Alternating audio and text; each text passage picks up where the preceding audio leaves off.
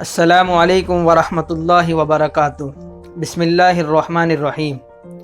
دینی اور دنیاوی مقاصد میں کامیابی اور ترقی کیسے حاصل کرے؟ انسان کبھی کسی مصیبت میں پھنس جاتا ہے، کبھی قرض کے بوجھ سے دوچار ہوتا ہے، تو کبھی ایسی سخت مشکل میں پھنس جاتا ہے، بعض مرتبہ کوئی ٹینشن آ جاتا ہے۔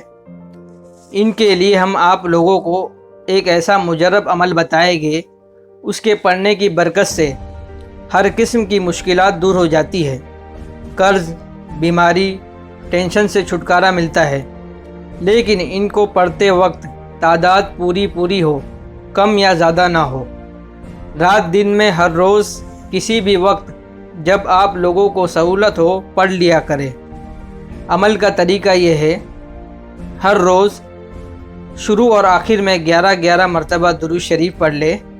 اس کے درمیان یا فتاح 100 مرتبہ، یا وہاب 100 مرتبہ، یا رزاق 100 مرتبہ، یا معز 100 مرتبہ، یا رافع 100 مرتبہ، یا سلام 100 مرتبہ۔ ان سب کلمات کو 100 مرتبہ پڑھ لے۔ ان کے پڑھنے سے انشاءاللہ بہت فائدہ ہوگا۔ اس عمل کو اپنا روز کا معمول بنا لے۔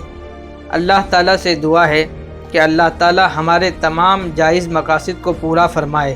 آمین۔ وآخر دعوانا ان الحمد للہ رب العالمین۔